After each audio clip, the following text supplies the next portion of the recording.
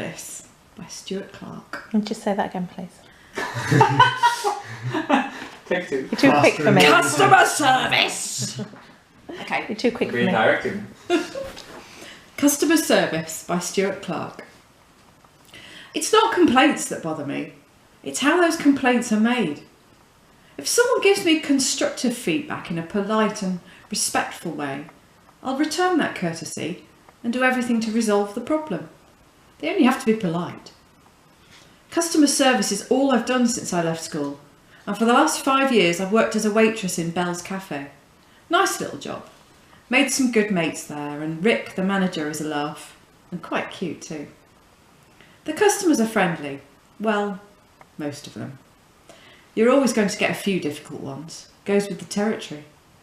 And after so many years of dealing with them, I've learned to remain patient and calm. Remain professional at all times. That was until Mr. Jarvis. You know the type. They have to complain about something. In the case of Mr. Jarvis, it was the fact that we didn't have skimmed milk. He was so put out that he felt it appropriate to complain very loudly so the entire cafe could hear. Now, it's our policy when a complaint is made to ask a customer to kindly fill in a little form. Nature of query or complaint, as well as their name, address and postcode.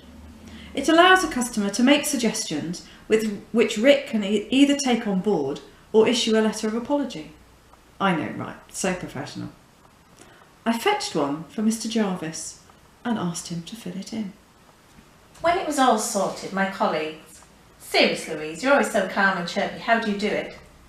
I didn't tell them that. Despite my serene exterior, I was seething inside. Felt like I had a boiler bubbling up inside me, like the one in the kitchen, which if left on max starts to shake and hiss and looks like it might blow up at any moment. It made me so angry to think that people could just go around acting like he was some kind of lord of the manor and we were the servants below stairs, and to get away with it. It's just rude, and I hate rudeness. Anyway, Rick had to go off early, so I stayed to cash up and sort the admin. And that's where I came across Mr. Jarvis's feedback form. There it was, his name, address, postcode, which, by the way, happened to be local. Very local. Now, I know for a fact that some of my colleagues take things into their own hands when having dealt with a problematic customer. You've no doubt heard of the type of thing. Spitting in the gravy, stealing a few chips off someone's plate, or blowing a great nostril full of snot into a pot of tea. But that sort of behaviour never seems right to me. I mean, for a start, if the customer didn't know they'd been had, if they'd wolfed down their lunch unaware that it was mixed with bodily fluids, how can it be considered revenge? And also, there's so much more risk of being caught if it's at work. What's the saying? Do not snot where you live. So I went to where he lives. Made sure the address was genuine, of course. A man like him would no doubt lie on the feedback form, whining about invasion of privacy. But it was real. It only took a couple of hours sat down the road in my car to discover that. It was definitely him. I watched him leave the house and drive off towards town. No doubt to find something to complain about. Then I gave it a few weeks. Patience is a virtue. Then, on my day off, I went round the park, banging up dog poo that had been left on in the grass. And that night I headed over to Mr. Jarvis's address and smeared the stuff all over his door handle, and over the car handle, and the rest I posted to the letterbox. He wasn't pleased. It was in the local paper. Honestly, I laughed until my throat was sore. And yeah, I did acknowledge how childish the whole thing had been, but boy did it feel good. You know that warm feeling you get in the pit of your stomach when you see karma in action? It was like some steam had been released from the boiler. But I'd gotten away with it. But no more. I'd had my childish fun. But I'm not a prankster. It was time to go back to work and act my age again. I was lucky not to be caught. I resisted telling anyone. I probably saved myself a stern talk or two from a number of my more sensible friends.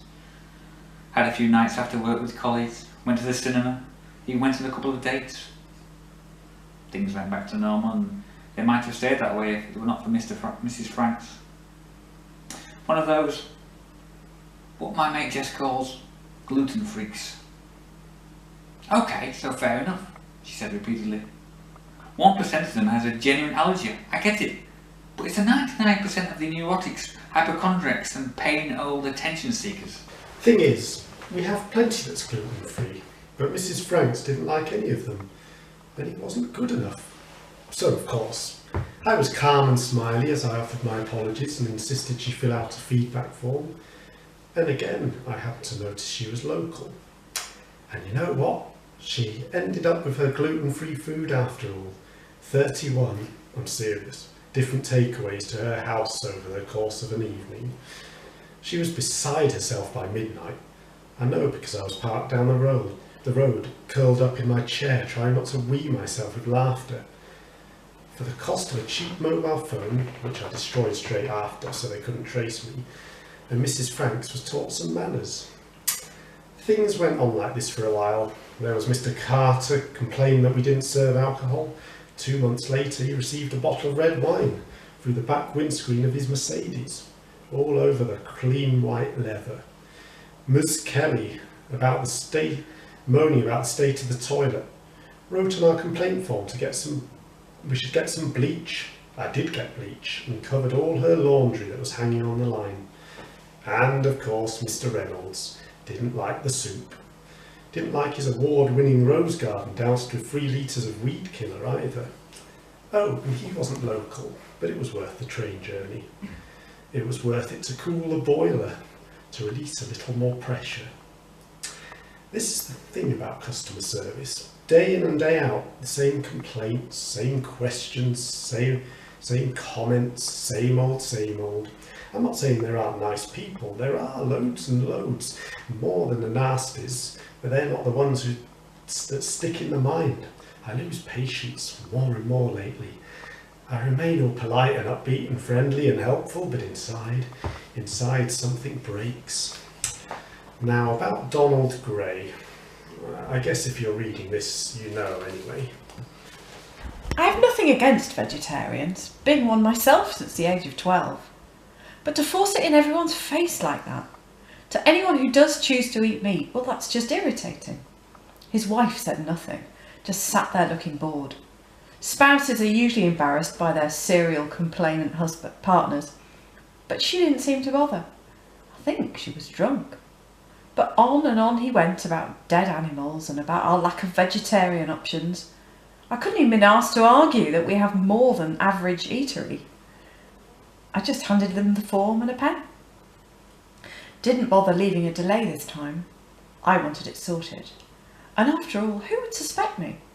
So straight after work, I went out and spent an entire night driving the country lanes, picking up roadkill. 2 badgers, a pheasant, and I think it was a fox. It was hard to tell with its guts all on the outside. The following night I made my way to Donald Gray's house and proceeded to hang the rotting corpses from the tree in their backyard. If the thought of dead animals offended him, then this would burn into his memory for the rest of his pathetic life. I was quite enjoying it, like decorating the Christmas tree if you ignored the pungent smell and the wriggling maggots. I must have made some noise because the back door swung open, and there he was, in his purple dressing gown, just as I was about to apply a rotting fox's leg to the display. He was purple with rage. Well, bullies hate being challenged, don't they? He made a grab at me. I guess this was the moment the boiler finally burst. I swung blindly, and the wet stump caught him in the face, and he stumbled and went down. I heard a wet crack as his head split on the corner of a paving slab. There he lay, motionless, blood seeping out along the patio. I didn't panic. I can't explain why, but I didn't. After all, it was his fault. He only had to be polite. That was an hour ago.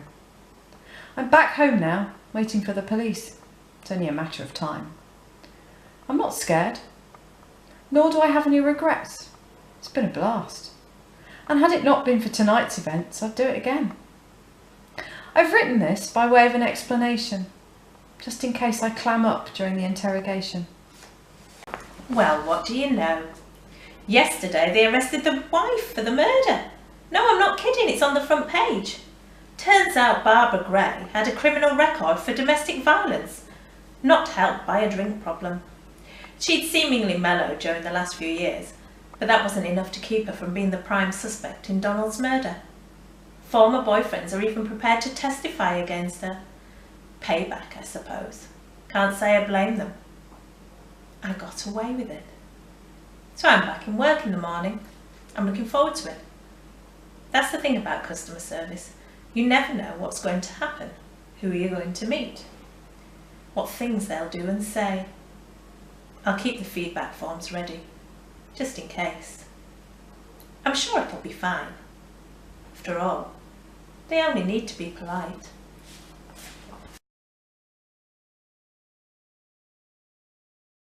Sorry, who's doing what? You're the boy and Rachel's the girl.